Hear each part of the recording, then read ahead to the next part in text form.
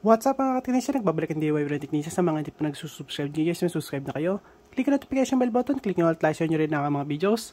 So yun guys, yung setup natin, kung nakikita nyo, nandito na yung malakas talaga na piso Wi-Fi setup. So kung nakita nyo, nandito na yung ano natin, Founders Edition ng voltage stabilizer sa Trio PoE. So gamit lang natin syempre isa lang. Ayan. Pero guys, gagawa tayo ng pang-isahan lang guys. Yung Uno PoE guys ang tawag. So, meron tayong Uno PoE. Tapos magkakaroon din tayo ng Duo PoE. Tapos ngayon guys, may Trio PoE na tayo. So, ayan.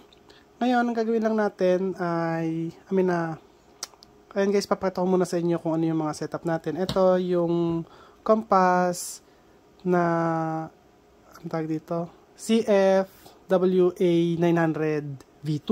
So, yung pinakamalakas na ng compass outdoor AP. Ayan. Sa sub-rent naman, ito guys, 2.5 gigabit Ethernet. So, USB type A or USB-A to, ano siya guys, LAN. Okay? USB to LAN. Okay? Yung USB na gamit dito ay 3.0 na USB. Or 3.1 or 3.2. So, basta nandoon guys. And then, ang gamit natin na ARM board computer ay Orange Pi 5, 16 gigs RAM, tapos 1 terabyte NVMe. Okay, tapos ang gamit natin na software dito is AdoPiSoft. So, yung AdoPiSoft, down pa rin siya guys, yung ano niya, server. So, naka-on na siya, and then on na natin yung power on delay. So, power on delay, ibig sabihin magpa-power siya na may delay kahit na naka-on, guys. So, may delay siya na 1 minute, 3 minutes, saka 5 minutes. Okay? So, ito yun, guys. Ayan, guys, ito. So, nandito yung jumper. So, kayo nang bahala kung saan nyo siya i-jump. Okay? So, ayan guys, wait lang tayo ng 1 minute. Kasi nakaset siya sa 1 minute. So, mag-on siya automatic. At, pagkatapos noon guys, wait lang. Alisin ko muna to. Ayan, kailangan maalis ko yun. Kasi guys, bago yung software nito, or bago pa lang yung unit natin, so, i-configure muna pala natin siya sa, ano tag dito? Sa software niya guys. So gagawin natin siya as AP. Okay, so ngayon ayan, tinanggal ko muna guys ayan, nakatanggal yan so i-configure ko muna siya as AP mode. Ayan, so punta tayo dito sa computer natin. So eto siya guys. So tutupo na tayo dito. Bale naka wifi tong desktop. So, may wifi module siya. So, kaya pwede akong mag-connect sa wifi. So, kahit saan dito sa dalawa na to, guys, ayan, yung 5G, ayan, compass, ang tag dito, compass _0FD5_5G. Ganun din dito. Kahit saan dito, guys, sa dalawa sa compass. So, dito tayo sa 5G. Kung gusto nyo, sundan nyo ako, okay lang. Pwede naman din, guys. So, ayan, rekta na siya pumunta dito. Ayan. So, wait lang tayo, guys. Ayan. Ngayon, guys, paano kung hindi siya nagrektang pumunta dito? Okay? So, alisin natin. So, punta tayo sa Google, or search nyo yung Google. Ayan. And then, type nyo rito, 192.168.10.1 and then enter. So ayan siya guys. So add natin yung password, pero syempre ang password talaga niyan is admin add.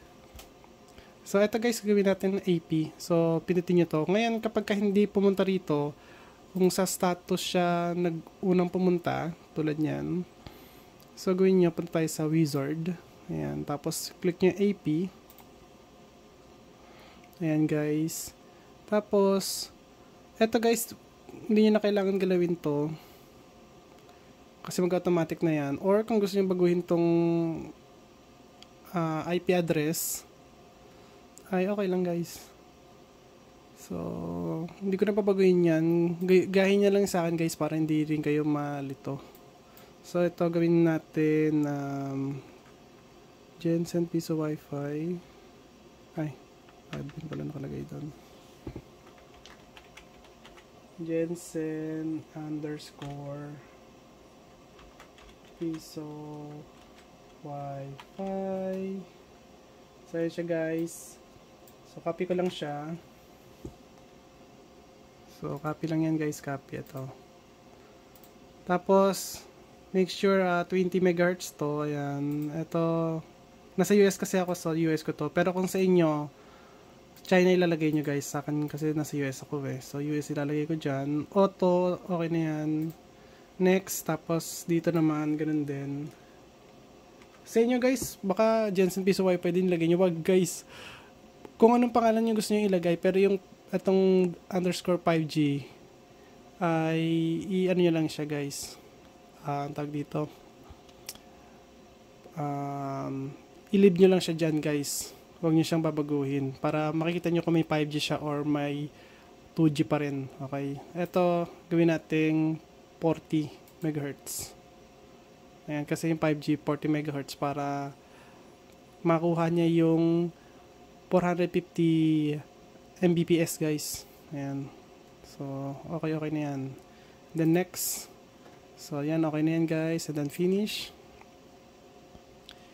And then pagkatapos niyan, mawala na ngayon yung ano niya guys.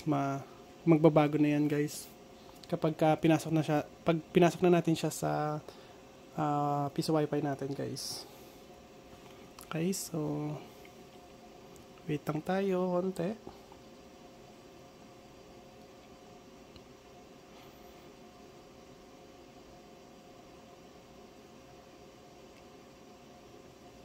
So ayan guys, okay na siya. Punta ngayon tayo dito sa piso wifi natin. So ngayon guys, gagawin natin ay patayin natin tong Orange Pi. So may pindutan siya rito guys sa power button. So pindutin nyo lang siya. Ayun, isang pindot lang. Ayan, mamamatay na siya ganyan.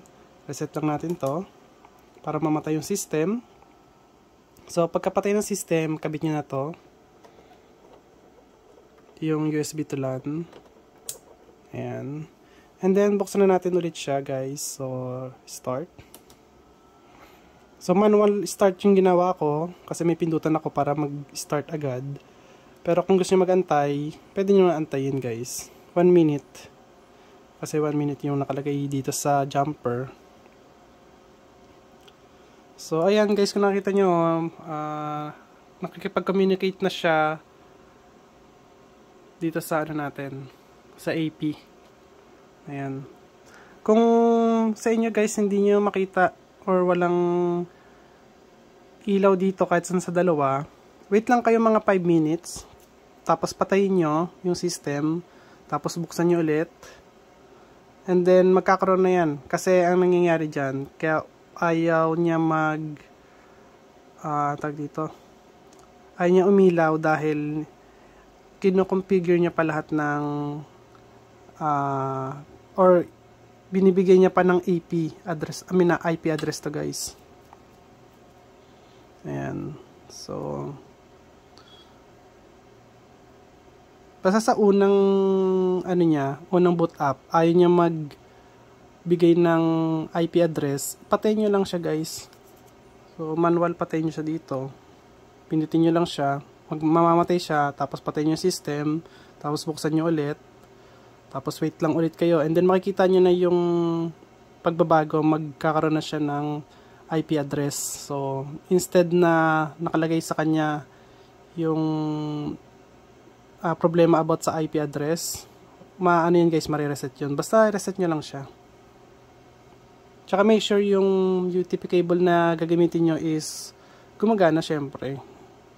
Hindi kayo pwede basta-basta na maglalagay ng UTP cable na hindi nagana yung data line. Kasi magkakaroon siya ng problema about sa IP address.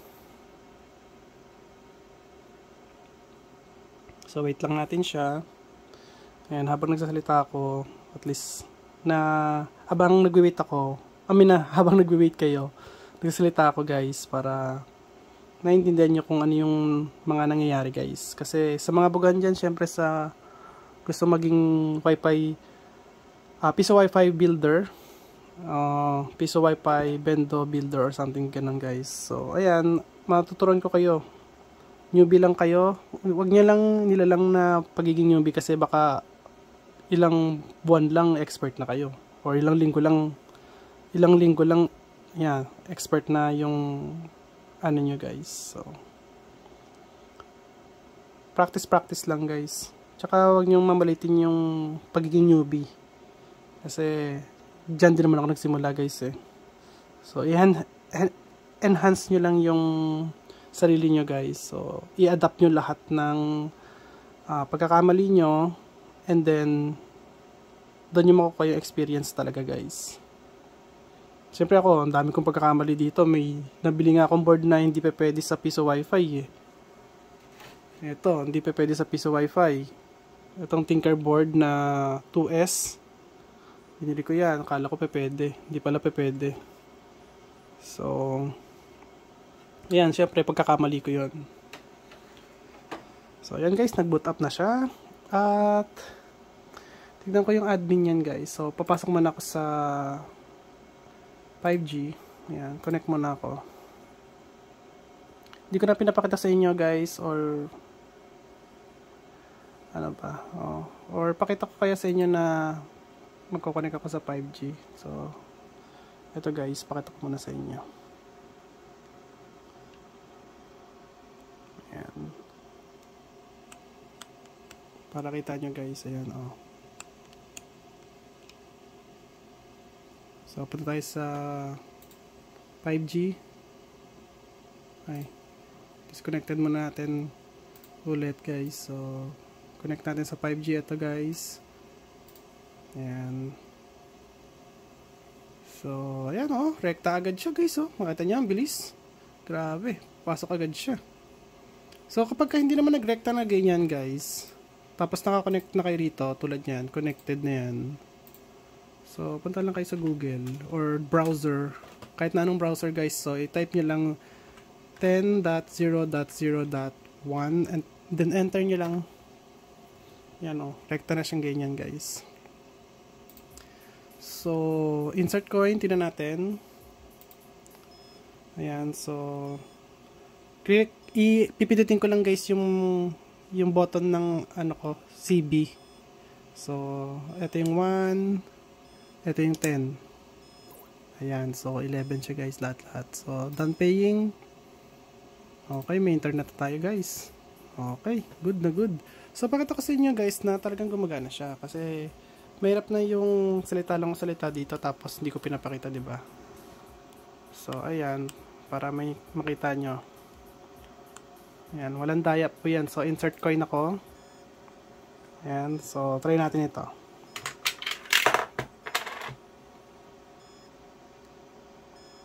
Ayan guys, 20. Ayan, 30 na siya. Ayan, 35. Ayan, 36. So, i-done paying ko siya. Ayan guys, para makita nyo na 36 pesos talaga yung nakalagay dyan. Ayan guys, ayan, amount 36 pesos. Okay guys, so hindi ko kayo dadayain, hindi ko kayo lolokohin. Kung ano yung nakikita nyo dito, ayan, naga na po yan. Okay, ayan po ang ating setup. Yan na po yung pinakamalakas na setup ko ngayon guys. Orange Pi 5, 16 gigs, 1TB RAM, 1TB NVMe, 16 gigs RAM siya guys. Tapos naka 2.5 gigabit Ethernet tayo, USB to LAN. Tapos naka high power outdoor antenna na tayo guys ng Compass. Ayan. So sa speed nito, hindi ko mapapakita sa inyo yung speed nito sa ngayon guys kasi yung system ng AdoPiSoft is down. So limited lang yung speed nito ngayon. Pero pwede ko siguro mapakita soon sa ano lang, regular na access point. Okay? Pwede guys, mapapakita ko sa inyo. Or, pakita ko na kaya, no? Total, hindi naman gaano mahaba video natin. So okay, so, patayin ko muna siya. Patayin ko muna siya dito sa computer. Or dito ko na siya patayin para mas mabilis. Ayan, para patayin na. Ayan, so patay na siya. Kung nakita nyo, nagbago yung kulay. May nabumalik sa dati yung kulay niya, tapos namatay na yung ano, yung cooling fan niya. Wala na rin ilaw, so patay na yan. Wala na rin ilaw dito. So ang gagawin natin is, gawin natin siyang AP. So alisin ko muna tong mga to. Ayan, alisin ko muna tong mga wire. Wiring natin guys. Alisin ko na rin to. Ayan, so restart natin, reset to. Tapos ito, lagay natin to dito. Ayan, rekta na siya guys. So access point na siya sa, pwede na siya maging access point sa bahay guys. So, lagay, hindi mo na dyan. So magbubukas naman siya. Ayan. Hindi, buksan na natin. Tagal yan. 1 minute ka pa mag-aantay. So, ayan guys, binuksan ko na siya. Tignan natin yung lakas niya. Okay. Ayan. So, palisin na natin to kasi wala na naman to guys. Ginamit lang natin to as ano lang, PoE adapter or PoE injector.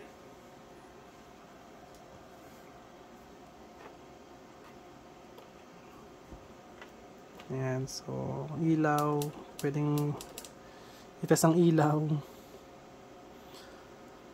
So wait lang tayo ng konti. Hindi pa nalabas yung ano niya, yung antag dito, yung SSID.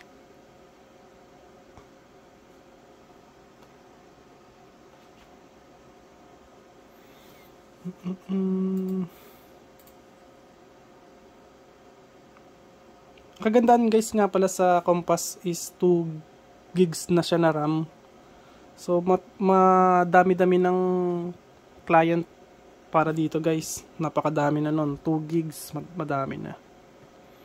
So wait lang, wala pa yung 5G. Pero nandito na yung 2G. Ayan, 5G wala pa. Ayan, lumabas na yung 5G. So, ayan guys, papakita ko sa inyo. Ayan. So, 5G tayo. Tignan natin yung speed.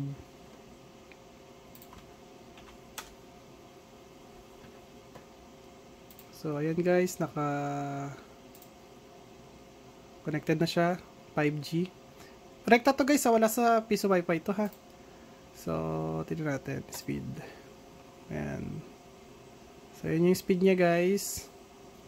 81, 83, 85. Ayan. So, tignan natin guys. Bali wala pa yung antena nito, hindi pa nakadikit yung antena. So, siguro kapag nakadikit yung antena, mas mataas pa dyan. Ayan. Tsaka, depende sa, ano kasi guys sa, ang tag dito, sa Wi-Fi module ng computer nyo, kung ano yung bilis niya. So, at least may idea lang kayo kung gaano siya kabilis talaga. Uy, grabe, nakita nyo yun? Hindi ko napansin. Hindi ko napansin yung, may nakita ako na something na ano 0.1 something guys Pero hindi ko alam kung KB or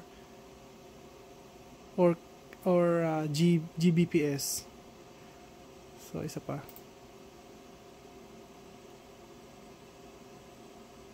Ayan, 90. Tumataas siya guys, no? Galing. Ayan, okay na yan. Sa ganyan guys, akala nyo ba mababa yan? Mataas na yan. Ayan, so paano ba? Yung ano nito, guys, yung sa 5G, bali ang pinakamataas niyang kaya niya na ibigay para sa ano, output, guys. Kunyari, yung client nyo nasa 100 mahigit. Yung 5G, ano niya yun, i-distribute niya yung 450 Mbps kung lahat sila active. Ganun pong nangyayari dyan kasi Wi-Fi 5 po to, guys eh. Pakita ko sa inyo para hindi kayo. Nasaan na yung ano nito? Basta Wi-Fi 5 siya, guys. Properties. Ito, dito. Ito, nasaan na? Ito guys, oh. Nakita nyo, Wi-Fi 5 siya, guys. Ayan. Nakita nyo, 5G Wi-Fi 5. And then, kung nakikita nyo, ito, oh, ayan, oh, 400. Oh, so 400 lang pala siya, guys. Sorry. So, ewan ko. Pero, sa ano kasi, guys, sa datasheet niya, is 450 Mbps. Pero dito, transmit at saka receive is 400 tsaka 400. 400. Ayan. So, okay lang. Okay na yun, guys. Dito tayo sa may 2G. Tingnan natin. Ayan. Connect tayo dito.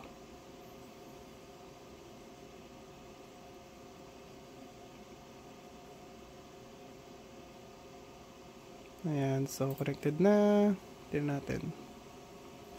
So dito,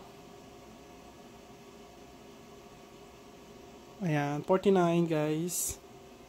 49 Mbps. Tapos, tignan natin yung wattage niya pagka kumain siya. Ayan, kumakain siya ng 13 watts, so. Ayan, 13 watts.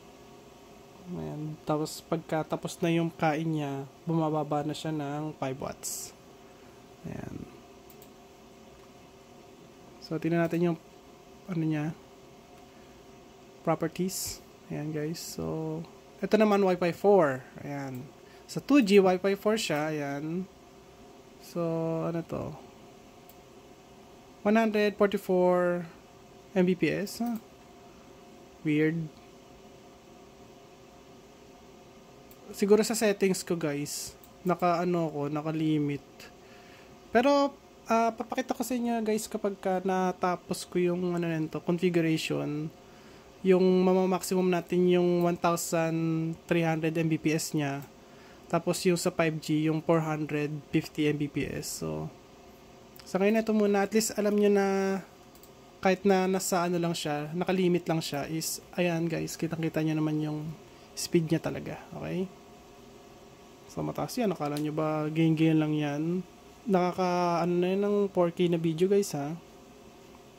8K na video, kayang-kaya ng paanda rin. Tingnan natin. So, punta tayo YouTube. Ayan. Tapos pa tayo sa 4K. Ito. YouTube Home. So, para meron tayong YouTube, ito. So, lagyan natin dito 4K video. 4K video. Ayan. Para makita nyo lang yung lakas ng yung ano niya. Dito tayo. Ay. Lumiit. Skip. 4K agad tayo, guys. Pa tayo 4K ito. Walang buffer yan. Dire-diretso lang yan. 4K yan, guys. Diba? Okay, good. So, ayan, guys. At kung nagustuhan nyo ang video ko, huwag kalimutan mag-like, share, subscribe. Click notification bell button. Click nyo all, guys. Bye! Peace!